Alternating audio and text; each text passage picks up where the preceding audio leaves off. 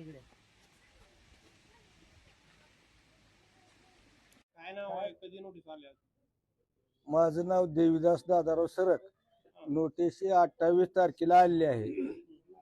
तुम्ही सांगता की बाबा कर्ज माफी, आम्हाला मतदान द्या, आम्ही कर्ज माफ करू. कर्ज माफ करून नंतर पुन्हा आम्हाला नोटीस देता.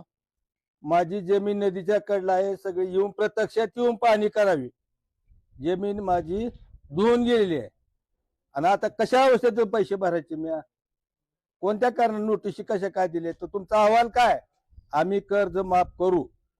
कर्ज माफ करून म्हणून पुन्हा आम्हाला नंतर नोटीस देता. अतिवृष्टी होते किती 20-22 तारखेला, तुम्ही नोटीस देता 24-25 तारखेला. म्हणजे कुठला अन्याय? अतिवृष्टी द्यायची नाही का तुम्हाला? द्यायची नाही तर मग नाही म्हणून सांगा, नोटीस कशाला देता? भेटले तुम्हाला आणि का दिले? मी बाळासाहेब विजयकुमार सूर्यवंशी. मला 29 तारखेला पंजाब नॅशनल बँकेची दावा दाखल पूर्व नोटीस आली पीक कर्जासाठीची, पीक कर्ज वसुलीसाठी. शासनानं आदेश दिले होते बँकाला की कुणीही बँकानं नोटीस पाठवू नका.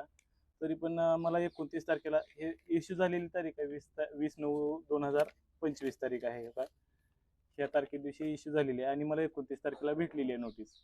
आमच्या इकडे पाऊस एवढा जोरात झालेला आहे, एवढं नुकसान झालेलं आहे की आणखी शेतात पाऊल ठेवता येत नाही. भरपूर पाणी आहे शेतामध्ये आणि अशी परिस्थिती असताना आमची परिस्थिती नाही पीक कर्ज वगैरे फेडण्याची.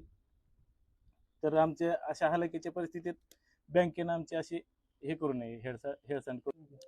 नाशिक त्र्यंबक सूर्यवंशी. मला पीक कर्ज दिले, सगळं 2 एकर जमीन आहे मला. सगळं शेती पाण्यात आहे आता सध्या, काही सगळं वाहून गेलेलं आहे. ही 3 दिवसापूर्वी मला नोटीस आलेली आहे. 1 रुपया भरू मी शकत नाही, तरी नोटीस देत असताना इकडे काय नाव आहे, कधी नोटीस आल्या? माझं नाव देवीदास दादाराव सरक. नोटीस 28 तारखेला आलेली आहे. तुम्ही सांगता की बाबा कर्ज माफी, आम्हाला मतदान द्या, आम्ही कर्ज माफ करू. कर्ज माफ करून नंतर पुन्हा आम्हाला नोटीस देता. माझी जमीन नदीच्या कडला आहे, सगळी येऊन प्रत्यक्षात येऊन पाहणी करावी. जमीन माझी धुवून गेलेली आहे आणि आता कशा अवस्थेत पैसे भरायचे मी? कोणत्या कारणाने नोटीस कशा काय दिले? तर तुमचा अहवाल काय? आम्ही कर्ज माफ करू.